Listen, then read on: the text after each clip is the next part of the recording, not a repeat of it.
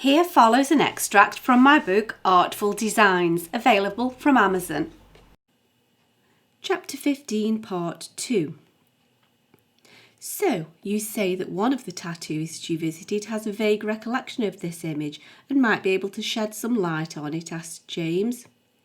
Knowing that the question was directed to him, Maddox answered, Yes, actually a couple out of the many. Who knew that there were so many tattoo parlours in Manchester?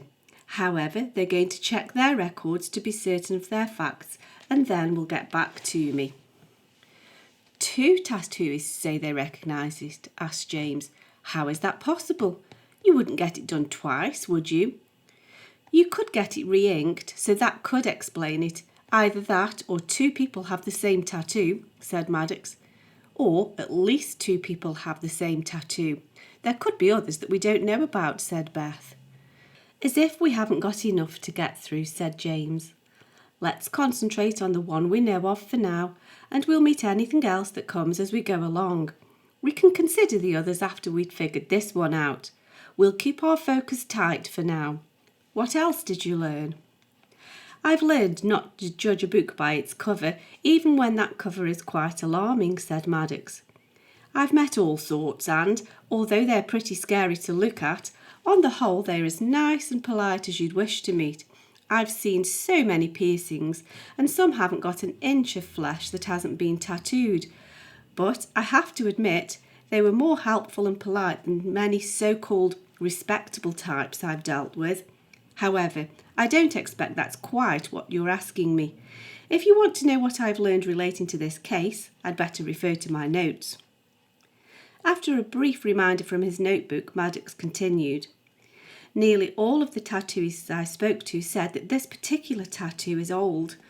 Not only did they say so because of the colour of the ink, a black which has aged into a bluish hue, but also because of the quality of the ink. Apparently, despite the growth in popularity of tattoos, the quality of the inks today is quite poor in comparison to the old school tattoos. There's a much wider choice of colour today, but the vibrant colours don't last anything like the old inks.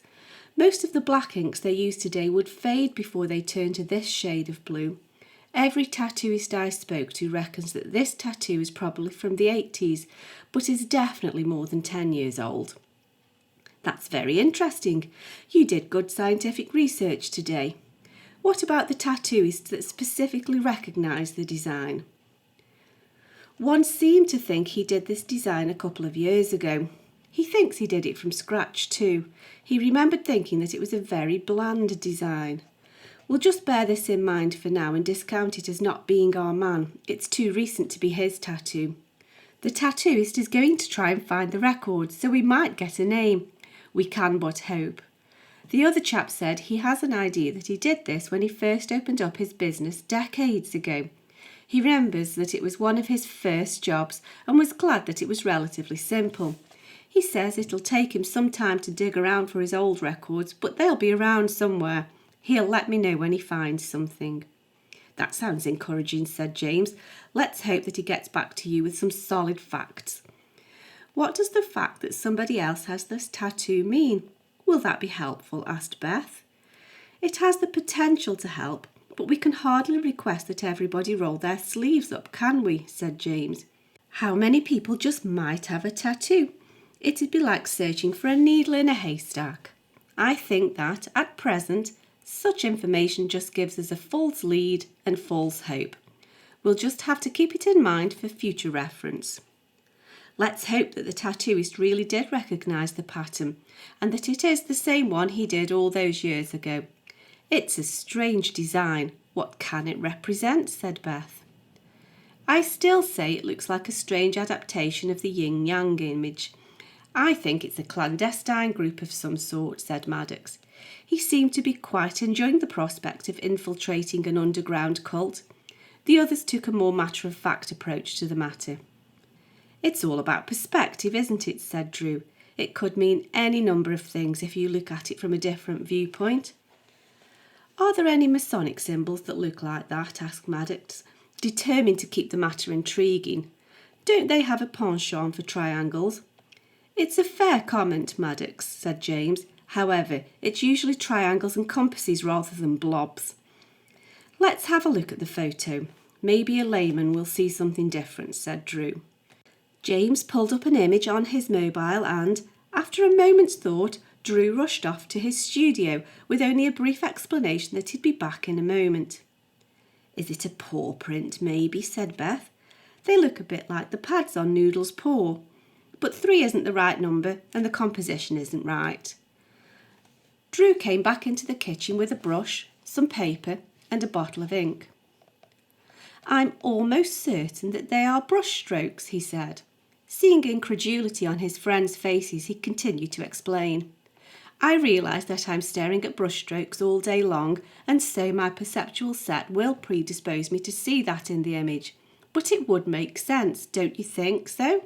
I'll show you. They moved aside to give him room to demonstrate his ideas at the table. This is a standard watercolour sable, Drew said. It loads up the liquid in the base of the brush head, and then the brush fibres taper to a fine point. If you give more pressure at the start of the stroke, you dump a block of colour, and then, as you release the weight off the brush, you can sweep the bristles to get a flowing line on the page. This ink gives a more solid colour than watercolour paint, and you can see that the tattoo representation is a simplification of the overall effect. You can't expect a tattoo to have exactly the same fluidity as an actual brush. The fact that there are 3 might mean something else, but I'd bet on it being a brushstroke. It would make sense, wouldn't it? Said Beth. Rick's life revolved around art. If you were going to have an arty tattoo, wouldn't you have something a bit more pretty than this? Said Maddox. I know that the tattooists say that the tattoo designs have moved on considerably since this one would have been done, but surely they weren't all this uninspiring, even in the 80s. Let's combine the Masonic affiliation with 3s to the icon of a brushstroke, and maybe we're onto something, said James. It'd be like a stamp of membership to some sort of group, maybe. The first Masons were branded with a simple icon as a rite of passage and as a sign of lifelong membership. I wonder if there's a branch within the arts. James looked at Drew for confirmation of such a theory. Don't look at me. Drew started to roll back his shirt sleeves to expose plain, unmarked flesh. If there is any such organisation, I know nothing about it.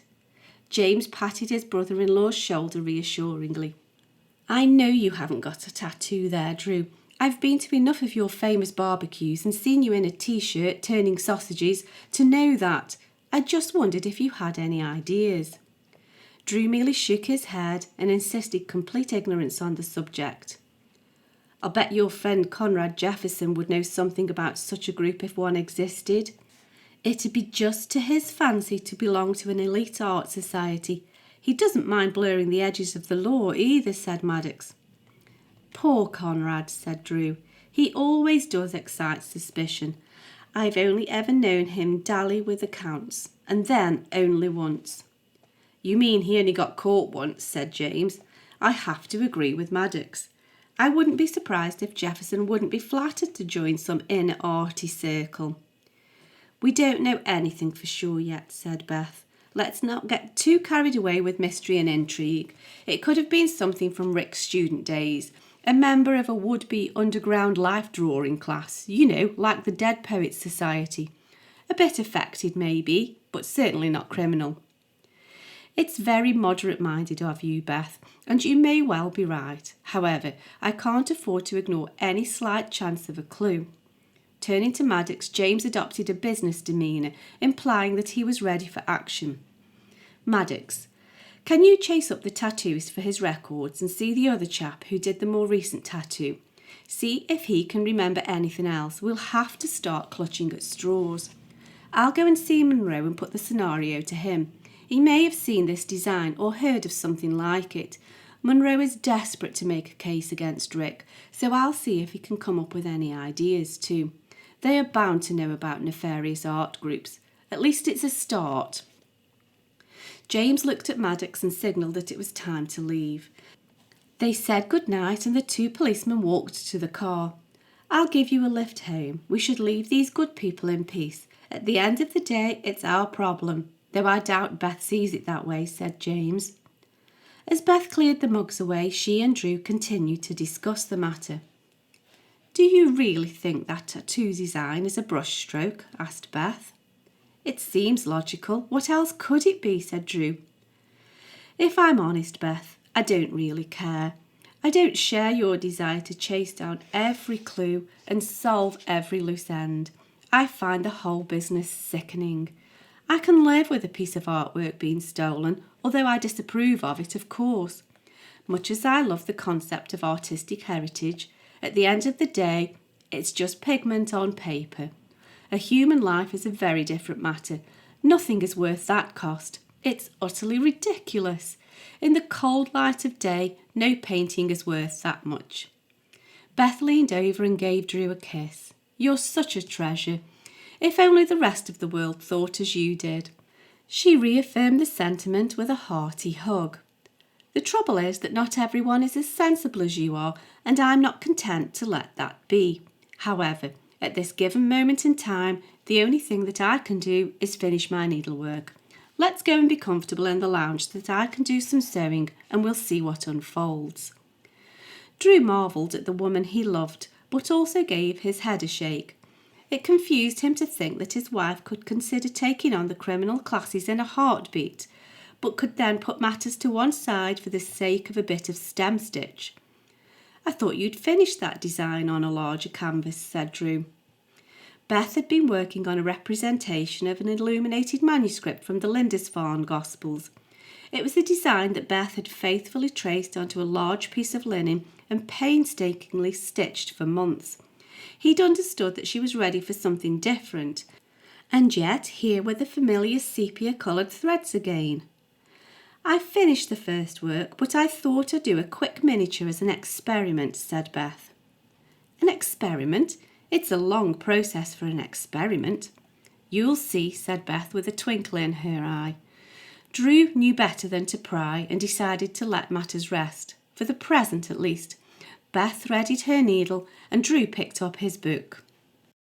For the full book of Artful designs, available in paperback or as an ebook, follow the link in the cards in the description box or find details on my website at sharonbill.com. Thanks for listening.